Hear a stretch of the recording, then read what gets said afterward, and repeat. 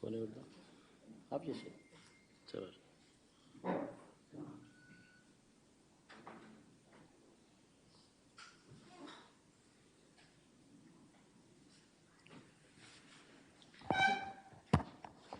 మరి పెడదాం. ఈరోజు రాష్ట్రంలో ప్రజాస్వామ్యం అన్నది కనపడడం లేదు. ప్రజాస్వామ్యం పూర్తిగా లేని పరిస్థితి రాష్ట్రంలో ఉంది అని చెప్పడానికి నిన్న జరిగిన ఎన్నికలే ప్రత్యక్ష ఉదాహరణ. నా పక్కన ఇటువైపున అటువైపున ఉన్న వాళ్ళు ఇద్దరు జెడ్పీటీసీ కంటెస్టెడ్ క్యాండిడేట్స్. నా కుడివైపున హేమంత్ పులివెందుల జెడ్పీటీసీ, పులివెందుల రూరల్ మండలానికి జెడ్పీటీసీ కంటెస్టెడ్ క్యాండిడేట్. ఇటు పక్కన సుబ్బారెడ్డి ఒంటిమిట్ట జెడ్పీటీసీ స్థానానికి కంటెస్టెడ్ క్యాండిడేట్.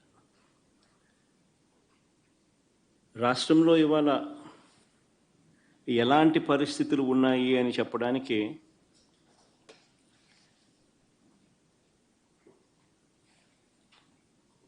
నిజంగా ఈ రెండు ఎలక్షన్లు ఒక ఉదాహరణ.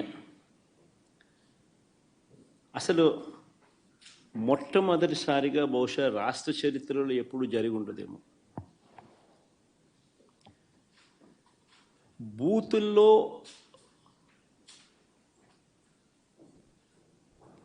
పార్టీకి సంబంధించిన ఏజెంట్ లేకుండా వైఎస్ఆర్సిపి ప్రతిపక్ష పార్టీ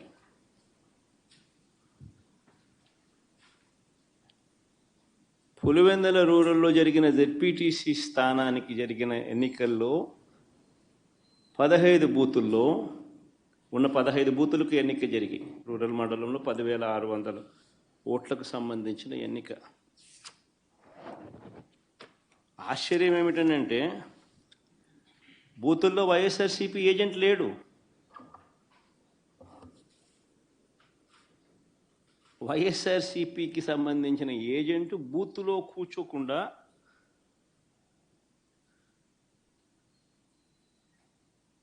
బూత్ దగ్గరికే మనిషి పోలేని పరిస్థితిలో బూత్లో ఏజెంటే లేకుండా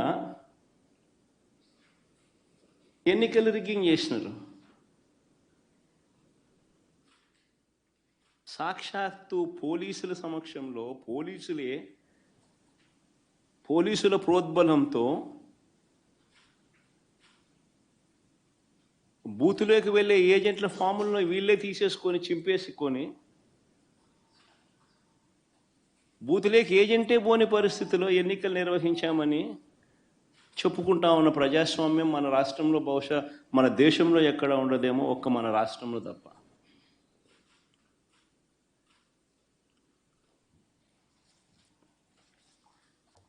అసలు ఎన్నికల్లో బూత్ ఏజెంట్కు సంబంధించిన విధులు, బాధ్యతలు, హక్కులు ఏమిటి తెలుసా?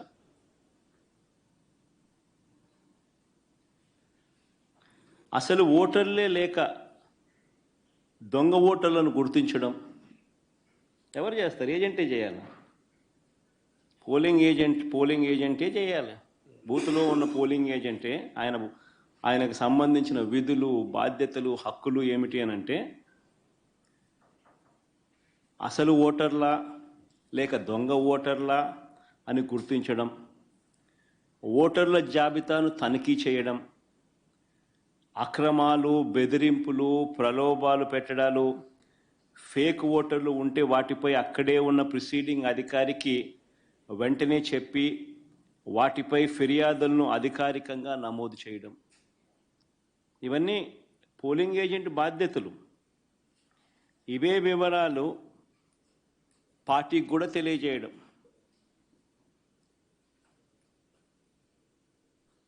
ఈ బాధ్యతలు ఉంటాయి కాబట్టి ఏజెంట్లకు హక్కులు కూడా కల్పిస్తారు. వారు ఖచ్చితంగా బూత్లో కూర్చునే హక్కు, ఓటర్ల జాబితాను తనిఖీ చేసే హక్కు, అభ్యంతరాలు తెలియజేసే హక్కు, పోలింగ్ రికార్డులను పరిశీలించే హక్కు, కౌంటింగ్ వరకు కూడా దీనికి సంబంధించిన సమాచారాన్ని పొందే హక్కు, ఇవన్నీ కూడా ఏజెంట్లకు ఉంటాయి. ఒక పోలింగ్ ఏజెంటు బూతులేకి పోతూనే ఫామ్ 12 అన్నది, అంటే తన పోలింగ్ ఏజెంట్ను అపాయింట్మెంట్ చేస్తూ ఇచ్చే ఫామ్ను, క్యాండిడేట్ ఫామ్ 12 పోలింగ్ ఏజెంట్ను అపాయింట్ చేస్తూ ఇచ్చే ఫామ్ను, it's called form 12. Polling candidate పలానోడు నా ఏజెంట్, నా పోలింగ్ ఏజెంట్ అని చెప్పి అపాయింట్ చేస్తూ ఇచ్చే ఫామ్. ఆ ఫామ్ను తీసుకొని పోయి ఆ పోలింగ్ ఏజెంటు ఎన్నిక స్టార్ట్ కాకమునిపే ప్రిసీడింగ్ ఆఫీసర్కి ఇస్తాడు ఆ ఫామ్. ప్రొసీజర్ అది. ఆ తర్వాతనే బూత్లో కూర్చుంటాడు. మా ఏజెంట్ల నుంచి ఈ ఫాములను నిన్న టీడీపీ వాళ్ళు పోలీసులు దగ్గరుండి లాక్కోవడము, చింపేసేయడము.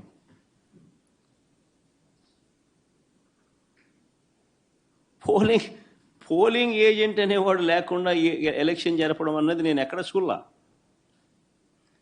ప్రజాస్వామ్యం అన్నది ఇంత దిగజారిపోయిన పరిస్థితి బహుశా చరిత్రలో ఎక్కడా చూసిండు మేము.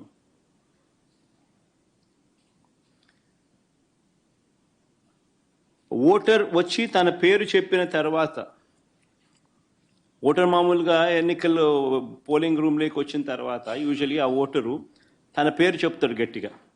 చెప్పిన తర్వాత పోలింగ్ ఆఫీసర్ రిజిస్టర్లో తన వేలిముద్ర కానీ తన సంతకం కానీ తీసుకుంటాడు. ఆ ఓటర్కు సంబంధించిన సమాచారాన్ని తాను పోలింగ్ ఆఫీసర్ ఆ రిజిస్టర్లో వేలిముద్ర అన్నా, ఓటర్ వేలిముద్ర అన్నా, వేలిముద్ర లేదా సంతకం అన్నా తీసుకుంటాడు రిజిస్టర్లో. ఈ రిజిస్టర్ నింపేది పోలింగ్ ఆఫీసర్, కానీ తనిఖీ చేసేది ఏజెంట్. అవసరమైతే తాను అభ్యంతరం చెప్తాడు. ఇది ప్రొసీజర్. పోలింగ్ ముగిసిన తర్వాత, అయిపోయిన తర్వాత ఫామ్ 32 అని ఉంటుంది. ఫామ్ 32ను నింపి ఆ బూత్లో ఎన్ని ఓట్లు వచ్చాయి అన్నదాన్ని రికార్డు చేస్తారు. బూత్లో ఉండే అధికారి ఆ రికార్డును ఏజెంట్కు ఇవ్వాల్సి ఉంటుంది. అంతేకాకుండా ఏజెంట్ నుంచి ఒక రిసిప్ట్ కూడా తీసుకుంటాడు ఆ ప్రిసీడింగ్ ఆఫీసర్.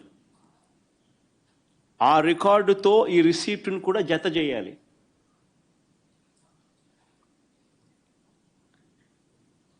ఆ రికార్డును కూడా ధృవీకరించాల్సి ఉంటుంది.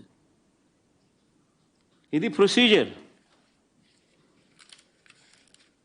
బ్యాలెట్ బాక్స్కు సీల్ వేసేటప్పుడు, బ్యాలెట్ బాక్స్కు సీల్ వేసే ప్రక్రియ పూర్తయ్యే వరకు ఏజెంట్ అక్కడే ఉంటాడు. బ్యాలెట్ బాక్స్ సీల్ పై కూడా ఏజెంట్ సంతకం చేస్తాడు.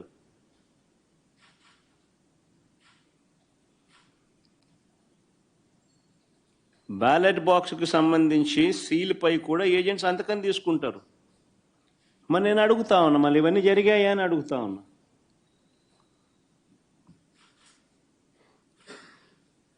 ఇవన్నీ జరిగాయా అని అడుగుతా ఉన్నా. అసలు ఏజెంట్లే లేకుండా చేసి ఎన్నికలు జరిపినప్పుడు దాన్ని ఎన్నికలని ఎలా అంటారని అడుగుతా ఉన్నా.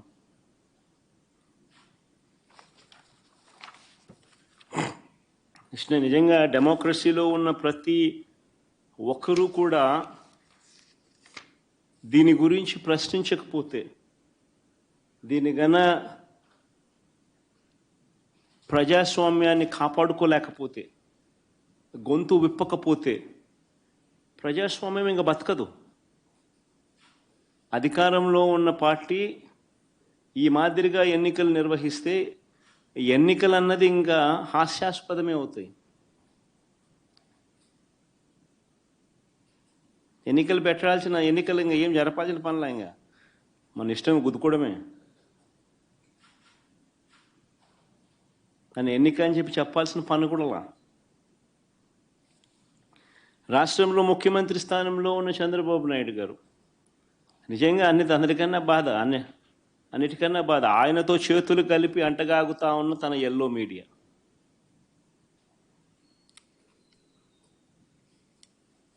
వీరి ఎజెండా ఏమిటి అని అంటే ప్రజలకు మంచి చేయడం కాదు, డెమోక్రసీని కాపాడడం కాదు, ప్రజలకు పాలకులు మోసం చేస్తే వాటిని ప్రశ్నించడం కాదు, దోచుకో పంచుకో తినుకోలో అందరూ భాగస్వాములు కావడం, ఇది వారి ఎజెండా. సిగ్గుపడాలి నిజంగా ప్రజాస్వామ్యం అంతా కూడా.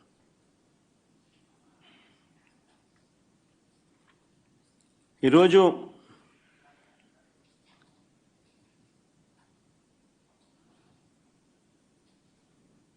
ఎంత దారుణంగా వీళ్ళు ఎన్నికలు చేశారు, ప్రజాస్వామ్యాన్ని ఎంత దారుణంగా వీళ్ళు కూని చేశారన్నది ఈ రెండు ఎన్నికలు ఉదాహరణగా నిలబడతాయి.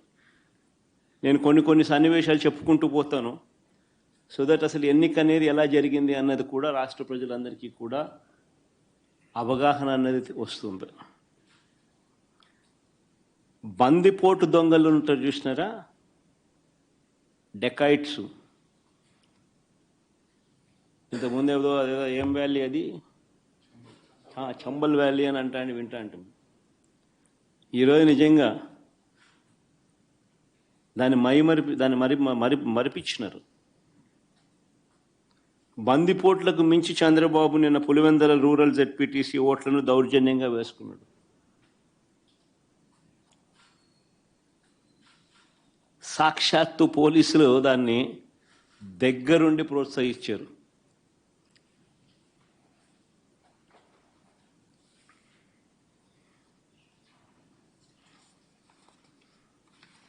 నేను చంద్రబాబు గారిని ఛాలెంజ్ చేస్తా ఉన్నా, అయ్యా చంద్రబాబు గారు, మీ పరిపాలన మీద నీకు నమ్మకం ఉంటే,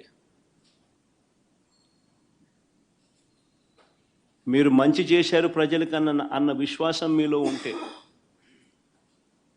ప్రజలు మీకు ఓటు వేస్తారు అన్న నమ్మకం మీకుంటే,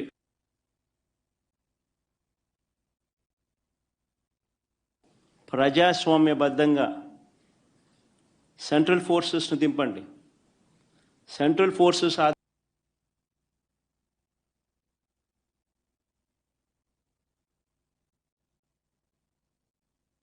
ప్రజాస్వామ్యబద్ధంగా ఎన్నికలు జరిపించండి.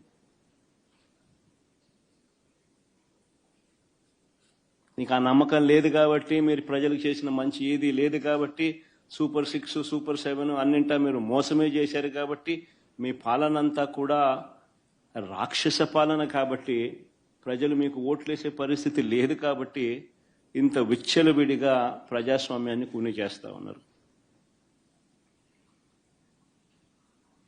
నేను అడుగుతా ఉన్న చంద్రబాబు నాయుడు, ప్రతి బూతుకు సంబంధించిన వెబ్ కాస్టింగ్ను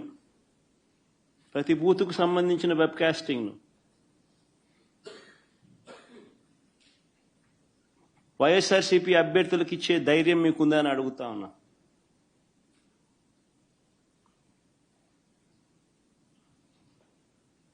పోలింగ్ బూత్ ఆవరణల్లో సీసీ ఫుటేజ్ను ఇచ్చే ధైర్యం మీకుందా అని అడుగుతా ఉన్నా.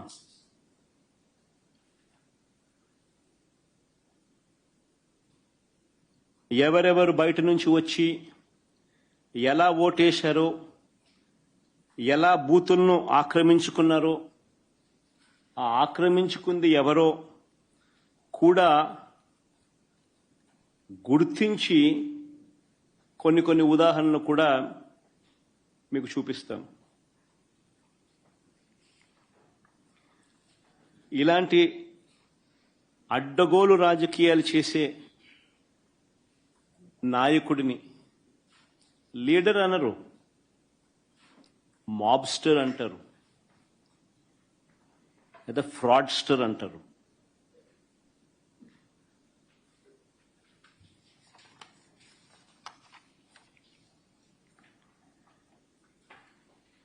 ఉదాహరణ నేను చెప్తాను, ఎంత దారుణంగా ఈ మోసము అనే కార్యక్రమము, అన్యాయం అనే కార్యక్రమము జరుగుతూ వచ్చింది అన్నదానికి నిదర్శనాలు చెప్తా. సాధారణంగా ఎన్నిక ఎప్పుడైనా జరిగినప్పుడు ఏ ఊర్లో సంబంధించిన ఓటర్లు అదే ఊర్లోనే ఓటేస్తారు.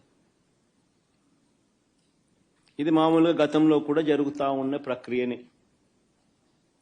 గత ఎన్నికల్లో కూడా ఈరోజు ఏదైతే బూతులు ఏదైతే ఉన్నాయో, ఓటర్లు ఏదైతే ఉన్నారో, ఊర్లు ఏవైతే ఉన్నారో, ఆ ఊర్లకు సంబంధించిన ఓటర్లు ఆయా ఊర్లలోనే వారి ఊర్లలోనే గతంలో కూడా ఓట్లు వేస్తా వస్తున్నారు. ఇది సర్వసాధారణంగా జరుగుతూ ఉన్న ప్రక్రియ. కానీ ప్రత్యేకంగా ఈ ఎన్నికలకు సంబంధించి ఇప్పుడు ఈ ఎన్నికలకు సంబంధించి చంద్రబాబు నాయుడు గారి కుట్రలు ఏ స్థాయిలో ఉన్నాయి అనంటే బూతులను అటు ఇటు మార్చేశారు. ఒకసారి టేబుల్ని మీరే చూడండి. ఆ బూతులను ఎలా మార్చారు అన్నది మీకే అర్థమవుతుంది. ఎర్రబల్లి నుంచి నల్లపురెడ్డిపల్లెకు 6, 7 and 6 and 7, 9 and 10 ఆ రెండు కాలమ్స్ ఒకసారి గమనిస్తే 6, 7 and 9, 10 రెండు కాలమ్స్ గమనిస్తే ఎర్రబల్లి నుంచి నల్లపురెడ్డిపల్లెకు, అంటే ఎర్రబల్లి అనే ఊరు నుంచి నల్లపురెడ్డిపల్లెకు. ఆశ్చర్యం ఏంటంటే మళ్ళీ నల్లపురెడ్డిపల్లి నుంచి ఎర్రబల్లెకు. ఎవడన్నా ఎర్రబల్లి ఓట్లు వేపిస్తాడు, నల్లపురెడ్డిపల్లిలో ఓట్లు వేపిస్తారు. ఎర్రబల్లిలో నల్లపురెడ్డిపల్లి ఓట్లే ఎర్రబల్లి వాళ్ళు నల్లపురెడ్డిపల్లికి పోయి ఓటేయాలంట. నల్లపురెడ్డిపల్లి వాళ్ళు ఎర్రబల్లికి వచ్చి ఓటేయాలంట.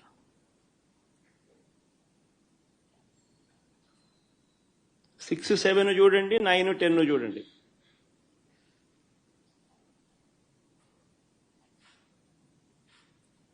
అంటే 2 కిలోమీటర్లు ఈ గ్రామం నుంచి ఆ గ్రామానికి నడుచుకుంటూ పోయి అక్కడ ఓటేయాలంట. ఆ గ్రామం వాళ్ళు అక్కడ ఓటు వేయకుండా 2 కిలోమీటర్లు అక్కడి నుంచి నడుచుకుంటూ వచ్చి ఇక్కడ ఓటేయాలంట. మళ్ళీ 8 and 11 చూడండి. నల్గొండారుపల్లి నుంచి నల్లపురెడ్డిపల్లె, నల్గొండారుపల్లి నుంచి నల్లపురెడ్డిపల్లె అంటే 4 కిలోమీటర్లు. మళ్ళీ నల్లపురెడ్డిపల్లె నుంచి నల్గొండారుపల్లెకి పోవాలంట. నల్లపురెడ్డిపల్లిలో ఓటేసే కార్యక్రమం జరగకుండా నల్లపురెడ్డిపల్లిలో నల్గొండారుపల్లెకి పోవాలంట. 4 కిలోమీటర్లు అవుతారా? నల్గొండారుపల్లెలో ఓటేయకూడదంట. 4 కిలోమీటర్లు నడుచుకుంటూ వచ్చి నల్లపురెడ్డిపల్లిలో ఓటేయాలంట. అంటే ఏ రకంగా స్కెచ్ చేసినారనేది చూడండి అని అడుగుతా ఉన్నా. ఇక్కడ నుంచి స్టార్ట్ అయ్యింది. దాదాపుగా 4,000 ఓట్లకు 10,000 ఓట్ల 10,600 ఓట్లకు గాను 4,000 ఓట్లకు సంబంధించిన పరిస్థితి ఇది.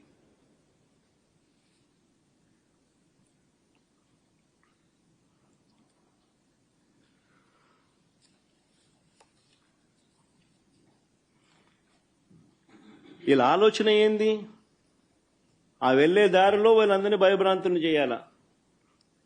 వీళ్ళు 4 కిలోమీటర్లు 2 కిలోమీటర్లు నడుచుకుంటూ పోయే కార్యక్రమం డిమోటివేట్ చేయాలా. దారిలో వీళ్ళని భయభ్రాంతులకు గురి చేయాలి, దాడి చేసి అడ్డగించాలి. నిన్న జరిగింది అదే. నిన్న జరిగినటివి కూడా అవే. వాటికి సంబంధించిన వీడియో క్లిప్పింగ్లు కూడా చూపుతా. మొత్తం పులివెందుల జెడ్పీటీసీలో 6 పంచాయతీలుంటే, పులివెందుల రూరల్ మండలానికి సంబంధించి నిన్న ఎన్నిక జరిగింది. 6 పంచాయతీలుంటే పోలింగ్ కేంద్రాలు 15 పోలింగ్ కేంద్రాలు. ఈ 6 పంచాయతీలకు సంబంధించి ఆశ్చర్యం ఏమిటో తెలుసా? ఈ 6 పంచాయతీల్లో భద్రత పేరుతో 700 మందిని పోలీసులను పెట్టారు. ప్రజలను ఓట్లు వేసేందుకు సహకరించేందుకు కాదు ఈ భద్రత. ప్రజలను భయభ్రాంతులను చేసేందుకు ఇది 700 మంది పోలీసులు. ఉదయం 4 గంటలకల్లా ఇతర ప్రాంతాల నుంచి వచ్చిన వ్యక్తులు ఆయా గ్రామాలలో మకాం వేశారు. జమ్మలమడుగు, కమలాపురం, ప్రొద్దుటూర్, అనంతపురం జిల్లా బయట నుంచి వచ్చిన వాళ్ళందరూ టీడీపీ నాయకులు, కార్యకర్తలు ఒక్కో బూతుకు 400-500 మంది.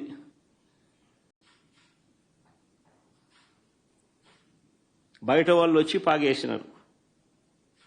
పోలీసుల సమక్షంలోనే, పోలీసుల దగ్గరుండి ప్రోత్సహిస్తూ.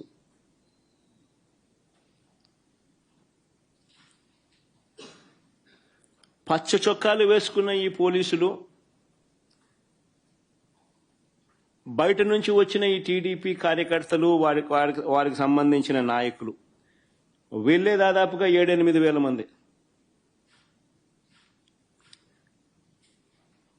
15 బూతులు, ఒక్కొక్క బూతులో దాదాపుగా 400-500 మంది బయట వాళ్ళు, ఈ 700 మంది పోలీసులు.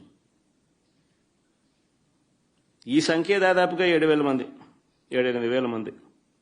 అంటే ఒక్కొక్క ఓటరుకు బయట నుంచి ఒక్కో రౌడీ దాదాపుగా.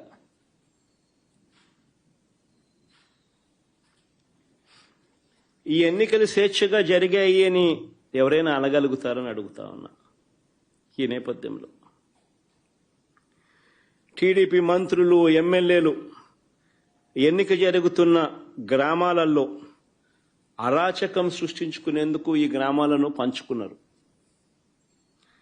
మంత్రి సవిత, ఆమెకు సంబంధించిన మనుషులు ఎర్రబల్లిలో తిష్ట వేస్తే ఆమెకు సంబంధించిన నాయకులు, ఆమెకు సంబంధించిన మనుషులు ఎర్రబల్లిలో ఆమె తిష్టేస్తే, ఎమ్మెల్యే ఆదినారాయణ రెడ్డి నల్లపురెడ్డిపల్లెకు భారీగా జమ్మలమడుగు నుంచి తీసుకొచ్చిన కార్యకర్తలను, నాయకులను అక్కడ తిష్టేయడం. మరో టీడీపీ ఎమ్మెల్యే పుత్తా చైతన్య ఈ కొత్తపల్లిలో 100 మంది తన కార్యకర్తలతో తాను అక్కడే మకాం.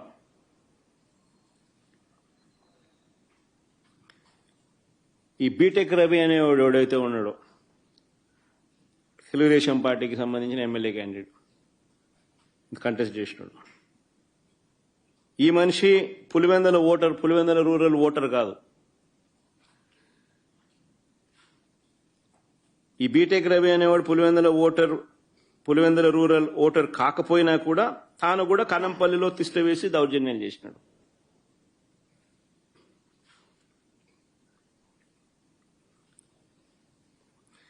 పోలింగ్ బూతులకు వైఎస్ఆర్సీపీ ఏజెంట్లు వెళితే వారిపై దాడులు చేసి వారిని కొట్టి ఏజెంట్ ఫాములు లాక్కోవడం, చించేయడం,